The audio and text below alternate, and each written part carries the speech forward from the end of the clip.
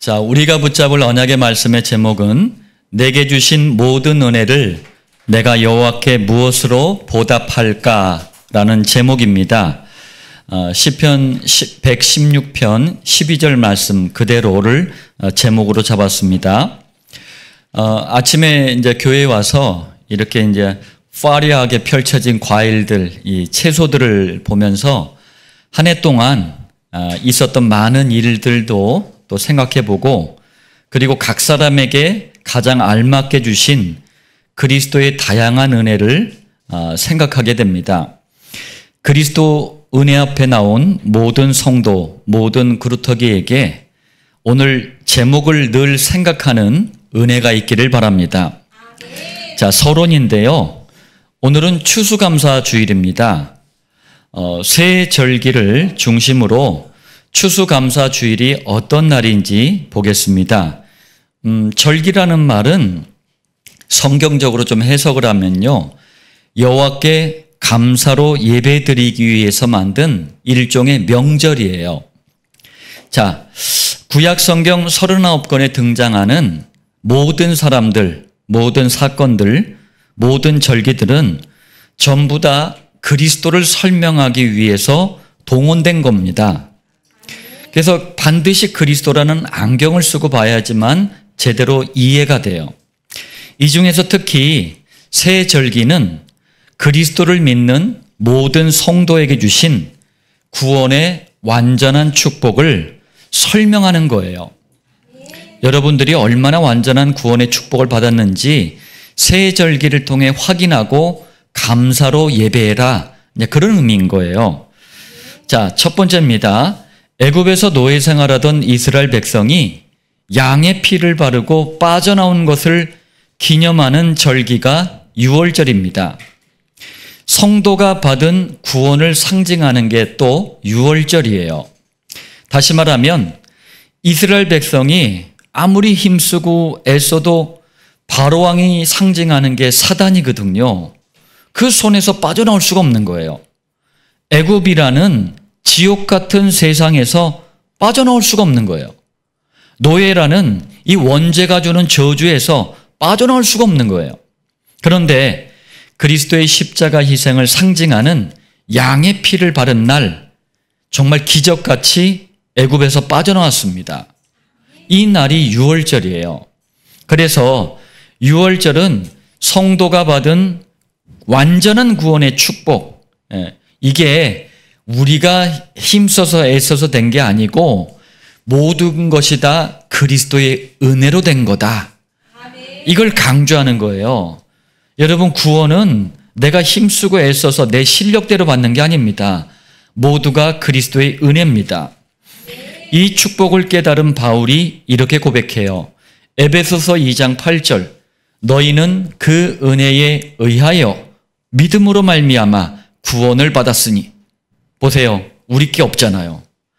이것은 너희에게서 난 것이 아니요 하나님의 선물이라.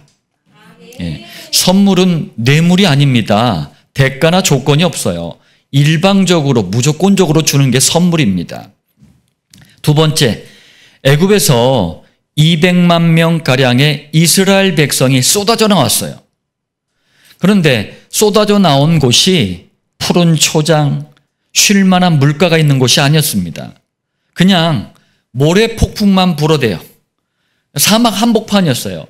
지금의 사우디아라비아 북서부 사막 지역이었어요. 아무도 살 수도 없어요, 여기는. 그런데 이 사막에 보리를 심었거든요. 어메나, 추수를 했네?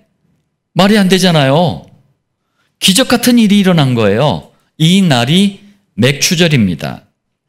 맥추절은 구원받은 성도가 마치 사막 같은 세상을 살아갈 때 고아처럼 혼자 버려두지 않겠다, 성령님이 그 마음속에 함께 계시면서 인도하시고 보호하신다, 이걸 상징하는 절기가 맥추절입니다. 예수님께서 맥추절의 축복을 이렇게 설명하셨어요. 요한복음 14장 18절, 내가 너희를 고아와 같이 버려두지 아니하고 너희에게로 오리라. 예수님의 이 말씀은 물론 재림도 포함된 거예요. 다시 오시겠다는 그 말씀도 포함된 의미이지만 성도가 이 땅에 사는 동안 마음속에 성령님으로 함께 하시겠다는 거예요. 더 자세하게 또 비밀을 또 말씀하십니다. 14장 같은 16절이에요. 다른 보혜사를, 예수님도 우리를 향한 보혜사로 오셨거든요. 보호해주고 은혜 주고 복음을 가르쳐 주시는 스승, 보혜사거든요. 그리스도도 보혜사예요. 그런데 또 다른 보혜사를 주시겠대요. 다른 보혜사를 너희에게 주사 영원토록 너희와 함께 있게 하리니. 그럼 다른 또 보혜사는 누구실까요? 성령님이에요.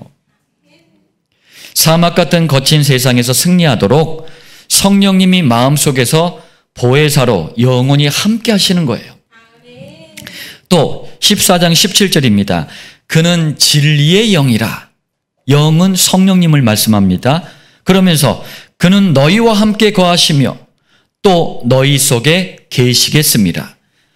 성령님은 성도의 마음속에 함께 계시면서 진리 대신 그리스도를 자꾸 깨닫게 하셔요. 세 번째입니다. 수장절은 사막에서 곡식을 추수했다. 이것도 놀라운 일인데 추수한 곡식을 싹 다 또 창고에 저장까지 했어요. 그래서 이 절기가 바로 수장절이에요.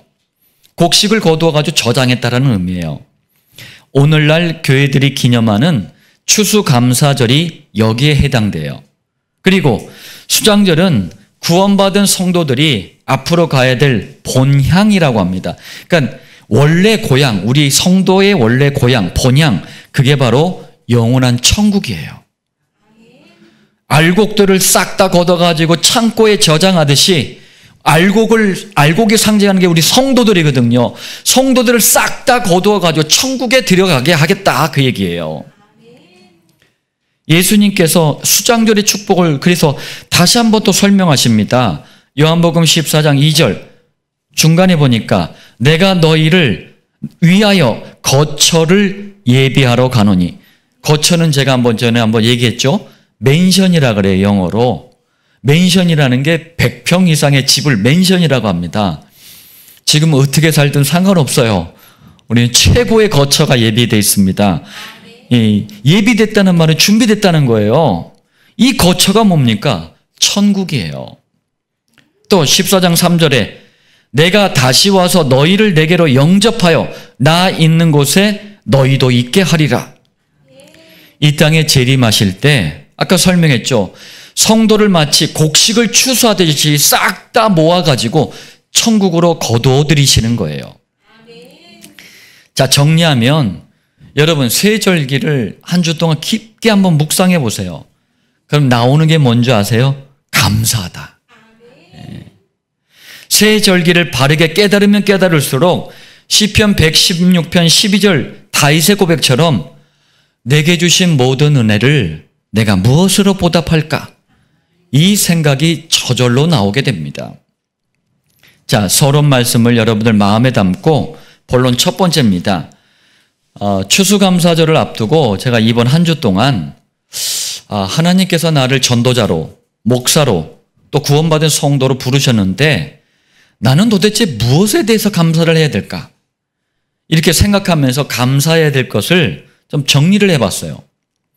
여러분도 한 주 동안 이 말씀을 받고 한번 정리해 보세요. 여호와께 무엇을 감사해야 될까? 자, 첫 번째입니다. 이건 제가 정리한 건데 의미가 있습니다. 우리 성도님들, 그루터기들도 같이 한번 이걸 나누시길 바랍니다. 첫 번째는 21세기 안디옥 교회를 중심으로 예수가 그리스도라는 복음만 마음껏 증거할 수 있는 목장이 곳곳마다 세워진 것이 저는요 너무나 감사했어요. 뭐 잘났든 몰랐든 그게 중요한 게 아니에요. 복음만 마음껏 선포될 수 있는 목장이 있다. 얼마나 감사해요. 하나님께서 지구를 움직이시는 이유, 종말을 아직까지도 참고 재림을 참고 계시는 이유, 마지막 복음 받아야 될 한 사람 때문에 그래요. 또 두 번째, 초대교회 이후로 사라져버렸어요. 그러면서 교회를 위장한 가짜교회, 로마 종교 천주교가 등장하면서 이걸 완전히 묻어놔 버렸어요. 뭐냐? 평신도 중심의 성경적인 전도 방법이에요. 그게 목장입니다. 그런데 우리는 이 목장을 통해서 성경적인 전도를 계속할 수 있으니 너무나 감사했어요. 우리 기도해 주신 박 전사님 지방에 이제 또 아는 분에게 복음을 이렇게 전하고 오셨는데 현장을 보면서 너무 애통했대요.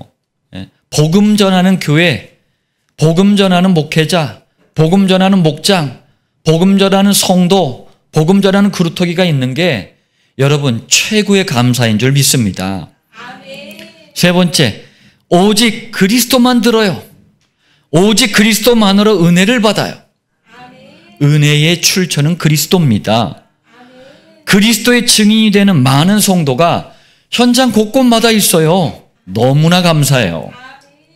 네 번째, 성경 전체를요, 그리스도 이 한 단어로 볼 수 있도록 변함없이 영적인 눈을 열어주시니 너무나 감사했어요. 우리 아까 김미영 전사님 기도해 주신 것처럼 성경 66권 어떻게 메시지를 봤나 봐. 그리스도 중심으로 열어주시는 이 영적인 눈을 열어주시는 게, 영안을 열어주시는 게 얼마나 큰 감사인지 몰라요. 이 실제 있었던 얘기인데 스페인의 한 왕자가 쿠데타를 일으켰어요. 근데 이게 실패했어요. 그래가지고 섬에 있는 감옥으로 유배를 갔는데 스페인 정부에서 이제 성경 한 권을 주면서 읽게 한 거예요. 근데 이 왕자가 감옥에서 30년 동안을 갇혀 있다가 결국 감옥에서 죽었거든요. 그래서 왕자가 죽은 다음에 그 청소부가 이제 청소를 하려고 보니까 왕자가 쪽지를 되게 많이 남겨놨대요. 이거 적어놓은 쪽지. 근데 가장 잘 보이는 곳에 쪽지가 있길래 딱 봤더니 굉장한 말이 딱 적혀 있었대요. 성경에서 여러분 우리 66권 성경이 두껍잖아요. 가장 중간이 어디냐? 어딜 것 같습니까? 성경에서 가장 중간. 시편 118편 8절이래요.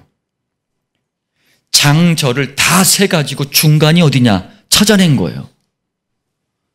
여러분 대단하죠? 예? 뭐가 이렇게 대단해 이게. 쓸데없고 멍청한 일 아닙니까 이게. 예? 30년 동안 성경을 수없이 읽었을 거 아니에요. 그런데 고작 발견한 게 성경의 제일 중간이 어디냐. 이게 무슨 의미가 있어요. 성경에서 이게 도대체 뭐가 중요해요. 성경에서 그리스도를 발견해야 돼요. 그래야지 원죄사단 지옥에서 빠져나옵니다. 구원받는 거예요. 하나님 자녀 된단 말이에요. 다섯 번째, 복음만 선포하는 강단 말씀을 붙잡고 기도하면서 강단 말씀의 성취를 누리는 성경적인 기도응답의 비밀을 갖게 하셨어요. 너무나 감사해요.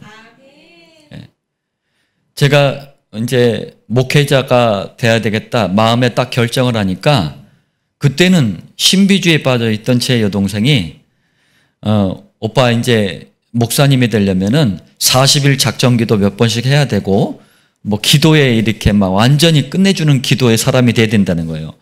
그 말을 듣자마자 얼마나 부담이 되던지. 40일 금식 기도를 어떻게 해요?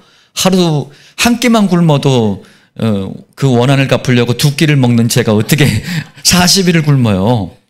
그런데 그렇게 멍청한 바보 같은 짓 하지 않고 성경적인 기도응답의 비밀을 깨닫게 해주시니 저는 너무 감사했어요. 여섯 번째, 창세기 3장 이후로 지금까지 계속되고 있는 게 있습니다. 복음과 종교, 복음과 율법의 싸움이에요. 여러분, 이걸 보는 눈을 열어주신 거 전 너무 감사해요. 그래서 제가 성경을 볼 때마다 복음과 율법, 복음과 종교의 눈으로 보잖아요. 그리고 일곱 번째, 오직 복음만으로 현장을 치유하고 세계복음화, 당대복음화, 당대는 뭡니까? 이 시대 복음화예요. 이거 하도록 7천 목장과 5가지 회복, 5가지 비전, 5가지 방향을 붙잡게 하시니 너무나 감사해요. 연말이 되면 제가 통계를 가지고 다시 한번 여러 가지 이제 사이트를 통해서 확인을 합니다. 통계가 이제 변한 게 있는지, 뭐 예를 들자면은 뭐 안산시 장애인 인구가 등록 장애인이 33,000이에요. 대한민국은 5.1%가 등록된 장애인이에요. 약 264만 명이에요. 전 세계에는 15억 명의 장애인이 있다 그래요. 약 13억 명의 장애인이 있다 그래요. 그것도 통계를 또 확인을 했어요. 그랬더니 이 13억이라는 WHO 기준이 뭐냐면은 신체적으로 멀쩡한데 나는 장애가 있어라고 마음속으로 생각하는 사람들까지 다 포함시킨 숫자가 바로 13억 명이에요.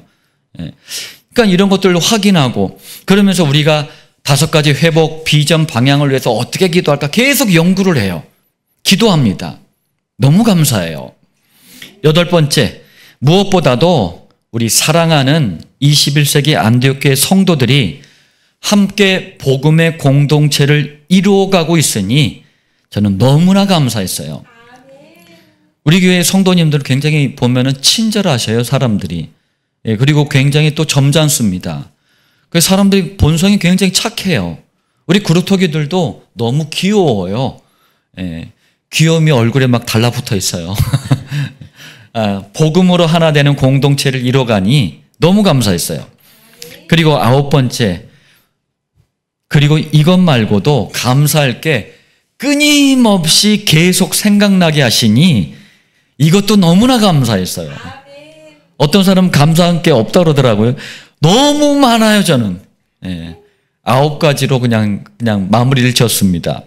본론 2번째입니다. 다윗은 시편 116편 12절을 통해서 내게 주신 모든 은혜를 내가 여호와께 무엇으로 보답할까? 이걸 늘 생각을 했어요.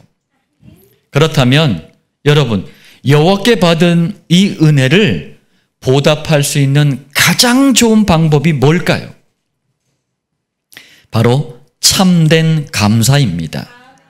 감사가 아니라 참된 감사라 그랬어요. 자, 첫 번째입니다. 이렇게 표현한 이유가 있습니다. 우리 구원받은 성도라면 불신자 수준의 감사가 있어요. 교인들 수준의 감사가 있습니다. 이렇게 감사하면 안 돼요. 무슨 얘기냐? 온갖 미신, 우상, 종교를 섬기고 돌에 빌고 나무에 비는 불신자들도요, 돈, 명예, 권력, 성공, 건강, 대학, 결혼 뭐 이런 것들이 뭐 잘 되잖아요. 그럼 감사돼요. 이런 것이 필요 없다는 말이 아니에요. 왜 이게 필요 없습니까? 또 교회를 다니면서 불신자처럼 똑같아요. 이런 것들 때문에 감사하다는 교인들이 있어요. 참된 감사가 모른다는 증거입니다. 만약에 이런 것들에 때문에 감사하다는데 안 되면 어떡할 거예요? 성경에서 말씀하는 참된 감사는 그런 감사가 아니에요. 제가 매년마다 수능이 끝나면 비슷한 일을 만나는데 밤 10시쯤 또 어느 집사님이 전화를 했어요. 그래가지고 울면서 막 급한 상담을 요청을 했어요. 무슨 일인가 봤더니 이제 자기 아들이 대학에 떨어졌다는 거예요. 그래서 막 하나님을 원망을 하더라고. 참된 감사를 모르는 거예요. 대한민국에 400개가 넘는 대학이 있습니다. 자, 2번째, 구원받은 성도가 맞다면 불신자들이나 교인들 수준의 감사가 아니라 반드시 5가지 참된 감사가 있어야 돼요. 자, 첫 번째는요, 우리가 받은 구원의 축복에 대해 참된 감사가 있어야 됩니다. 그렇다면 도대체 우리가 받은 구원이 뭐길래 구원에 대한 참된 감사를 해야 됩니까? 자, 인류의 조상 아담 이후로 이게 대물림돼 버렸어요. 그래서 누구나 다 이걸 안고 태어나는 게 있습니다. 하나님을 떠난 원죄, 또 조상 대대로 우상 숭배하는데 이게 죄로 대물림돼 버렸어요. 그리고 나는 또 알게 모르게 막 죄를 짓네, 자범죄. 이게 성경이 말씀하는 3가지 죄의 상태예요. 우린 죄의 상태 속에서 태어났고 이 상태로 있는 거예요. 그런데 여기서 영원히 벗어나는 게 구원입니다. 또 원죄 아래 인생은 무조건요, 영적으로 마귀의 자녀로 되어버립니다. 마귀의 자녀라는 말은 마귀의 지배를 받는 인생이라는 얘기예요. 이걸 우리가 받은 신분이라고 합니다. 원래 저와 여러분은 마귀의 자녀라는 신분을 가지고 태어난 거예요. 이거는 인간의 힘으로 절대로 벗어날 수가 없어요. 농사 짓는 아버지가 이제 아들이 하나 있었는데, 외아들이에요. 근데 농사를 이제 집안에 이제 딸들밖에 없고 아들은 이제 남자는 아들밖에 없으니까 아들이 어렸을 때부터 농사를 거두니까 아빠가 좀 기특하다고, 그 아빠도 좀 이상해. 이 시골에 막걸리, 저도 예전에 불신자 때 막걸리 좋아했거든요. 막걸리가 아주 맛있어요, 그게. 막걸리를 한 잔씩 주면서 너도 힘들자면서 마셔봐 하면서 한 거예요. 그런데 이 아빠보다 곱하기 2가 돼버렸네. 알코올 중독자가 됐는데요. 소주를 하루에 12병 이상을 마셔요. 저도 예전에 막 20대 때 그렇게 마셨거든요. 그때는 이제 젊었을 때니까 이게 뭐 이렇게 금방 깨기도 하고 그러는데, 나중에는요, 그냥 거의 그냥 누워가지고서 계속 마시는 거예요. 아내도 이제 술주정 부리고 막 그냥 폭행을 하고 그러니까 이혼을 해버리고, 두 자녀가 있는데 마음의 문을 완전히 닫아버렸어요. 결국 본인도요, 간경화, 간암까지 오고, 어느 누구도 이런 인생을 원치 않잖아요. 그런데 사탄은 하나님 떠난 인생을 실패와 고통, 불행으로 끝까지 끌고 갑니다. 구원은 이 마귀의 손에서 완전히 영원히 벗어나 하나님의 자녀가 되는 거예요. 그러니 감사하지 않을 수 없는 겁니다. 또 원죄 상태로 마귀의 자녀라는 신분으로 살다가 끝나는 게 아니에요. 죽으면 끝 아니라니까요. 영원한 소속이 정해집니다. 그게 지옥이라는 운명이에요. 운명이라는 단어를 왜 씁니까? 바꿀 수 없다라는 거예요. 구원은 인간의 방법으로 도저히 바꿀 수 없는 지옥이라는 운명에서 벗어나 영원한 천국에 가는 거예요. 두 번째, 참된 감사해야 될 게 있습니다. 21세기 안디옥 교회와 7천 목장 때문에 저는 그래요. 여기에 대한 자부심이 있고 자랑이 있습니다. 긍지가 있어요. 저희들 때문에 현장이요, 예수가 그리스도라는 오직 하나 유일한 복음, 아무것도 섞이지 않은 순수한 복음, 어떤 미신, 우상, 종교도 비교할 수 없는 절대적인 복음, 사라지는 게 아닙니다. 영원한 해답인 영원한 복음, 이걸 알게 됐으니 참된 감사가 있어야 돼요. 여러분, 지금 현장에는요, 눈을 씻고 봐도 확실한 복음이 거의 없어요. 유튜브에요, 교회 관련 영상들이 어마어마하게 와요. 예수님도 말하고 하나님도 말하고 성령님도 말하고 은혜도 말해요. 그런데 희한해요, 복음이 없어요. 이 말이 뭔 말인지조차도 못 알아들어요. 종교를 복음으로 착각하고 있으니 종교화의 길을 가고 있다는 자체도 모르고 살아가는 교인들이 너무나 많아요. 그런데 유일하고 순수하고 절대적이고 영원한 복음을 만나고 누리는 교회, 또 목장, 이 만남을 가졌으니 얼마나 감사합니까? 참 우리 그루터기들도 정말 삶을 규모가 있게 잘 살아야 돼요. 늦은 밤에 자꾸 이렇게 전화를 하는지 모르겠어. 늦은 밤에 또 모르는 전화로 저한테 전화가 온 거예요. 어떤 남자 청년이 전화를 했는데, 뭐 목사님이십니까 하더니 갑자기 뭐 제가 목사님께 뭐 상담할 일이 있습니다. 이러면은 꼭 이상하더라고. 그런데 갑자기 우는 거예요. 젊은 애가. 그러면서 뭐라고 그러냐? 돈 좀 달래요. 속에서 진짜 화가 나기도 하는데 안타깝더라고요. 그래서 제가 그랬어요. 교회가 줄 수 있는 거는 복음밖에 없다. 복음 받아라. 그러면서 이제 전화를 끊었는데 마음이 너무 씁쓸한 거예요. 교회가 복음을 전하지 않고 자꾸 이런 사람들한테, 이게 영적인 문제거든요. 이런 사람들한테 동냥이나 해주니까 그 문제가 치유되지 않는 거예요. 평생 그렇게 살아야 돼, 그럼. 아니, 이 시대를 향해, 현장을 향해 마음껏 복음 안에 있으면 뭔가 회복이 되고 새로운 사람, 새로운 인생이 펼쳐지는데 그렇게 평생을 산다. 그거 저주 아닙니까? 세 번째 감사해야 될 게 있습니다. 현장에 많은 사람이 이유를 몰라요. 저주, 재앙, 환란이 왜 오는지, 실패, 고통, 불행이 왜 오는지, 허무, 방황, 공허가 왜 생기는지 이유를 몰라요. 그냥 신음하는 거예요. 우리는 여기에 대한 이유뿐만 아니라 해답을 가지고 있으니 너무나 감사했습니다. 또 네 번째예요. 대강하는 것이 아니에요. 저희 부모님도 그랬거든요.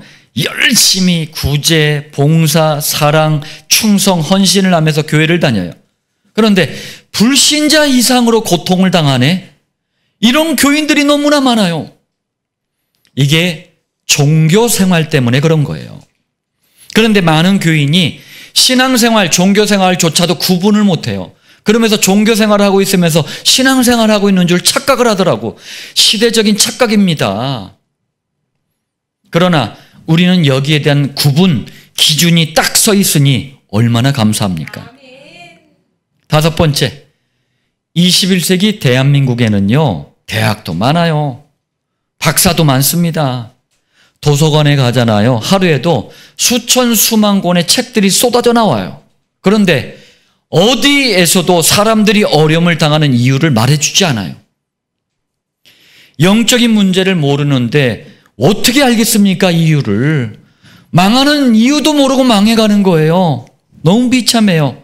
그런데 우리는 이유를 알고 해답을 가지고 있으니 얼마나 감사합니까?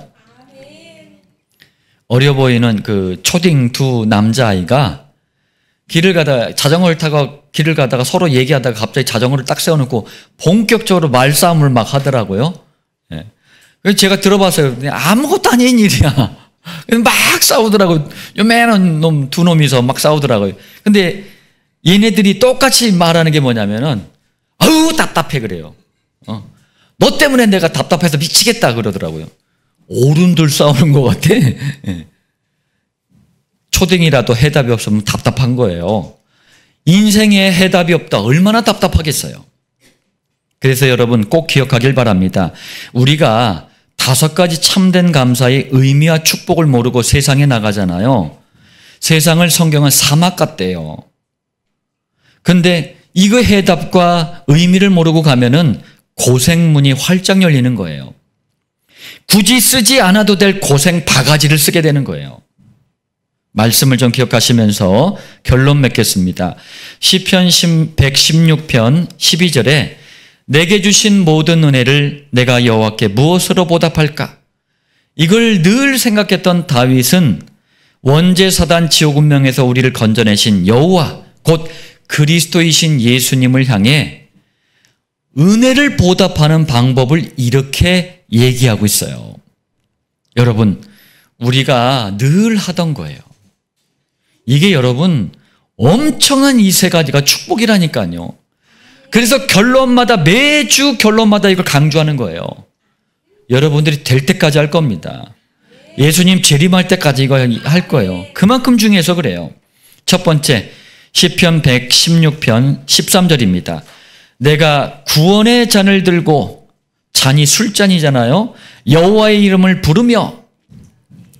여러분, 우리가 이 잔을 언제 들죠? 뭔가를 크게 축하할 때, 또 대단히 기쁜 일이 있을 때 잔을 들잖아요. 우리가 복음을 듣고 믿고 구원받는 것은 날마다 축배를 들어도 모자랄 일이에요. 구원을 주신 여호와 곧 그리스도의 이름을 부르며 감사의 잔을 매일마다 매 시간마다 들길 바랍니다. 이해의 둔재는 오해의 천재라고 본격적으로 술 마시라는 얘기 아니에요. 지금도 그리스도의 구원의 복음을 강단 말씀과 목장 곳곳에서 선포하고 있어요. 그렇다면 강단 말씀과 목장 말씀에 집중하는 게 여호와께 그리스도께 받은 은혜를 보답하는 방법이에요.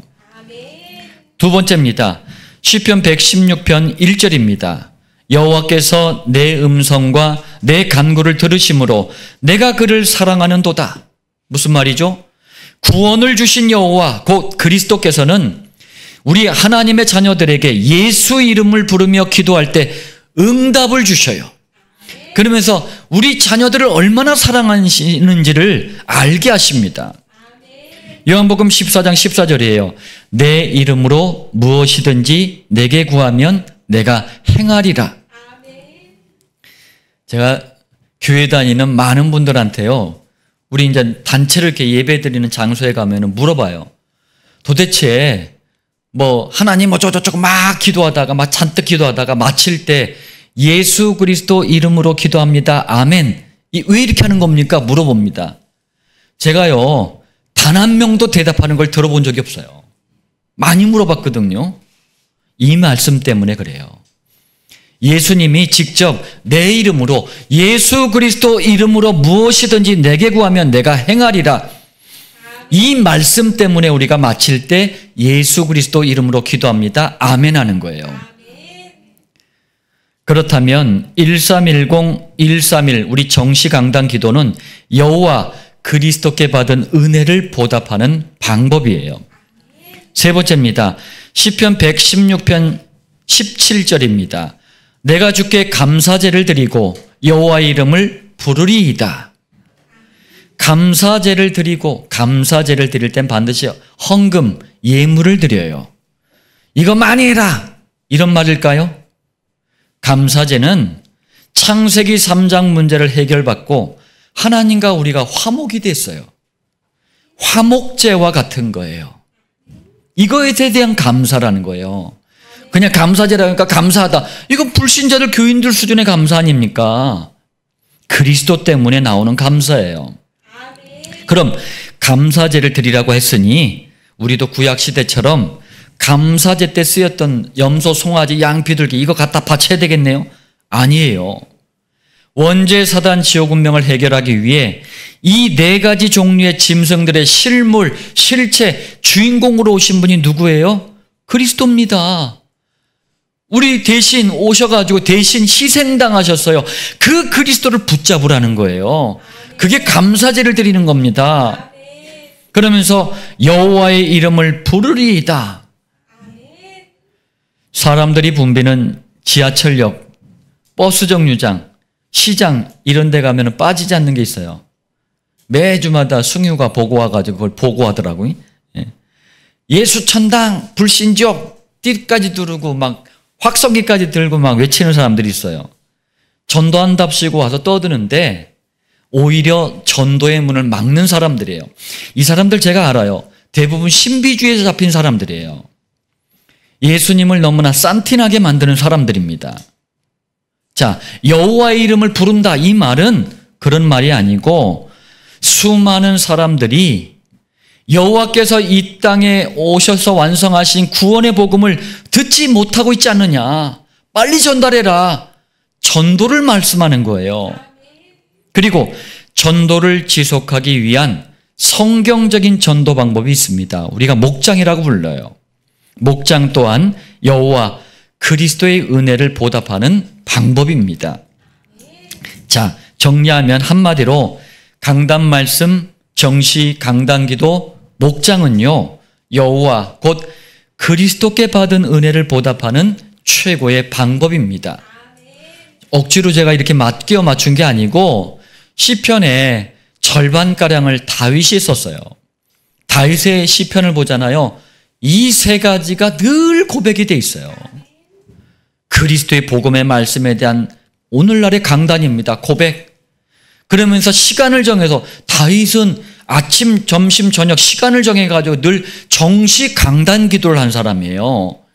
그러면서 이 사실을 늘 선포합니다. 전도의 비밀을 가지는 왕이었어요. 여러분, 오늘 추수감사주의를 맞이해서 이 말씀이 여러분 자신, 당대와 후대를 통해 성취하실 언약의 말씀이 되기를 살아계신 주 예수님의 이름으로 축복합니다.